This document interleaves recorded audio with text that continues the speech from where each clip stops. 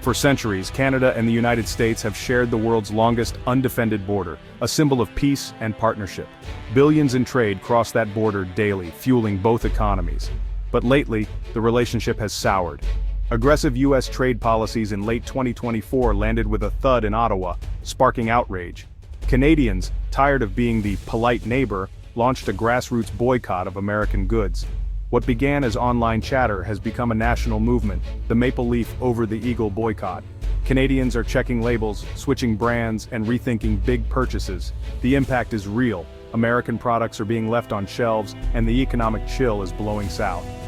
The world's most integrated trade partnership is now being tested by millions of ordinary consumers.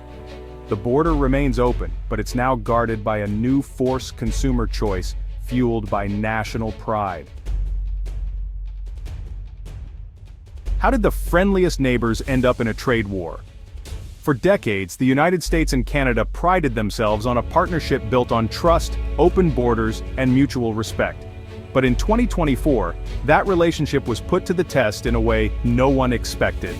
It all began with the introduction of the American Prosperity First Act of 2024, a sweeping piece of legislation that promised to put American interests above all else. Buried deep within the act were harsh new tariffs targeting Canadian steel, lumber, and agricultural products, industries that had long been the backbone of Canada's exports to the U.S. Washington justified the move by accusing Canada of unfair trade practices, a charge that not only surprised but deeply angered Canadians across the country. The rhetoric from American politicians and media stung even more than the tariffs themselves.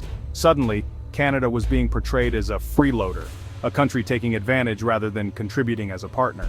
But the final straw came when the U.S. proposed a new tax on Canadian bottled water exports, a move that felt petty and personal to many Canadians.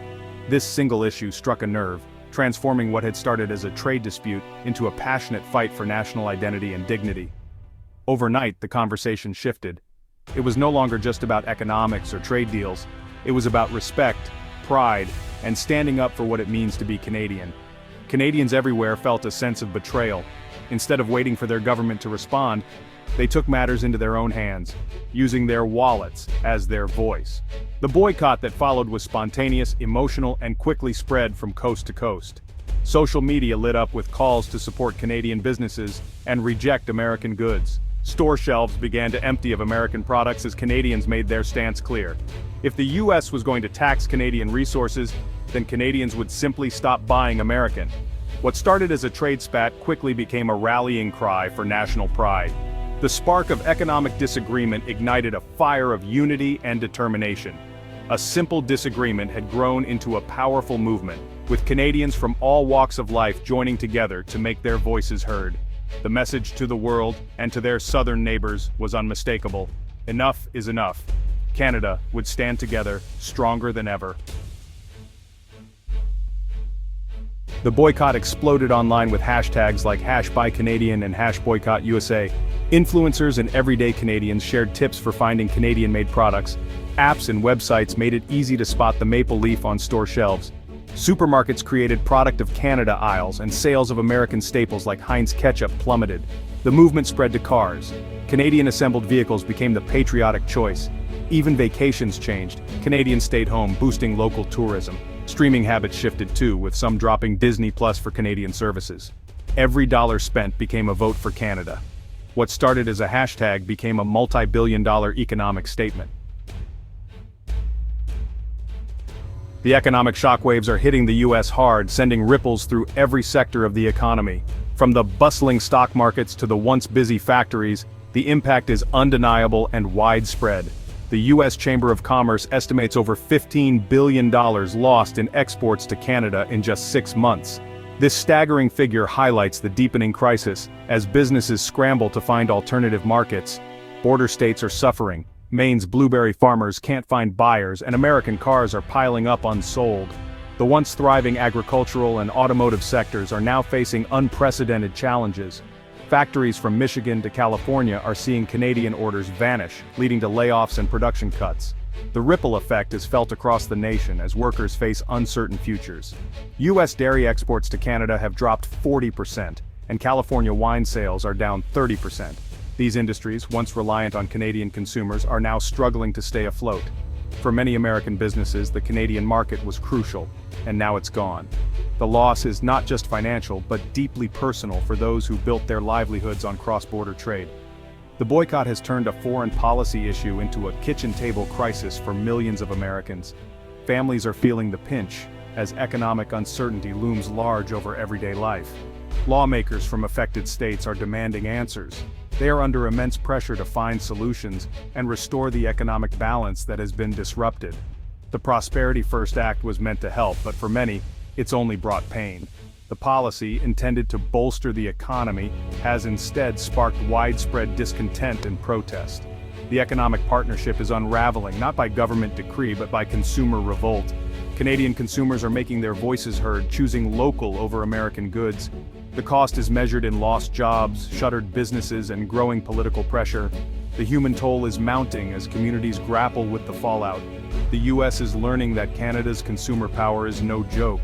The shift in buying habits is a powerful reminder of the interconnectedness of our economies. And Washington can't ignore it any longer. The urgency is palpable as leaders seek to address the crisis and mend the frayed economic ties with Canada. The boycott isn't painless for Canada. North American supply chains are deeply intertwined. A Canadian car might have an engine from Ohio and electronics from California. Replacing US parts means higher costs and logistical headaches. Prices are rising and Canadian consumers are starting to feel the pinch. Dr. Anjali Sharma, a trade expert, warns, "National pride is powerful, but household budgets have limits." Some Canadian businesses, especially those tied to US firms, are caught in the crossfire. They're trying to highlight their local impact, but the American connection is a liability. There's also the risk of US retaliation. Counter tariffs could trigger a full-blown trade war. Canada's boycott is a bold statement, but it's a high-stakes gamble. The country is walking a fine line between defending its interests and risking economic pain. Patriotism comes at a price, and the bill is coming due. Canadian experts are both proud and anxious. Author Margaret Atwood calls this a cultural moment. Canada is drawing a line in the sand. Economists, though, are wary. Dr. Jean-Pierre Dubois warns, "Our integration with the US is both strength and vulnerability. Severing ties even at the consumer level creates shocks. Industry leaders are torn. Domestic sales are up, but many rely on US exports." One CEO says, "We're cheering with one hand, crossing our fingers with the other." Polls show 82% of Canadians support the boycott, but over half worry about their finances. Canadians are emotionally invested, but pragmatic. They'll make sacrifices to send a message, but there's a limit. The big question, how long will economic patriotism last before reality sets in? The movement is strong, but the future is uncertain. Experts agree, this is a turning point. The next steps will shape Canada's economic identity for years to come. In the US, the boycott landed like a thunderclap, sending shockwaves through boardrooms and newsrooms alike. For decades, American businesses had counted on Canada as a safe, reliable market, almost a given. But that sense of security evaporated almost overnight, leaving warehouses full and store shelves empty. "We were blindsided," admits a US Trade Association leader, echoing the disbelief felt across the industry. Calls flooded in from anxious clients and partners, all asking the same question: what now?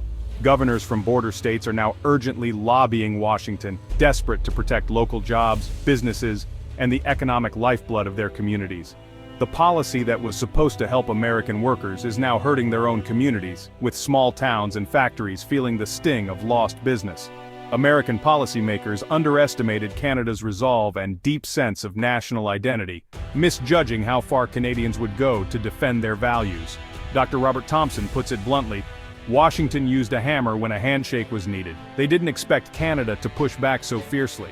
For Canadians, the boycott wasn't just about trade, it was about standing up for their identity and dignity on the world stage. As one protester put it, "They poked the beaver, and the beaver bit back." The message was unmistakable. Now, US companies are scrambling to adapt, launching Made for Canada campaigns, rebranding products, and urging leaders to find a diplomatic solution before more damage is done. The boycott is a wake-up call. Access to the Canadian market is a privilege, not a guarantee. American firms are learning that lesson the hard way. Millions of Canadian consumers have shown their power. choosing local brands and sending a clear signal with every purchase. The message to Washington is clear: respect matters, and relationships can't be taken for granted. The cost of ignoring that message is steep, with financial markets reacting and investors growing increasingly uneasy.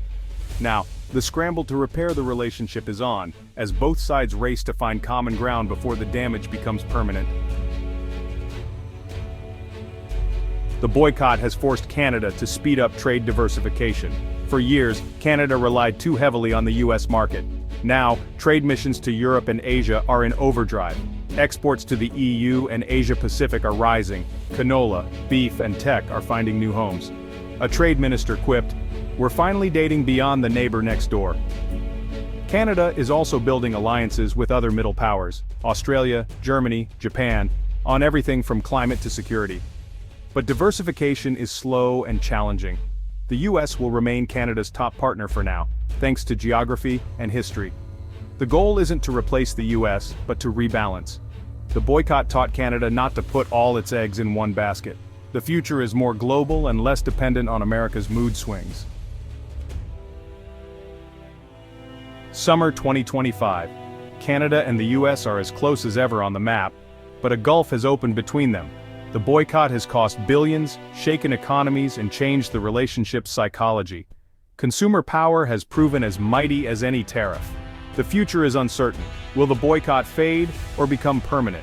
If Washington de-escalates, healing is possible. If not, the freeze could deepen.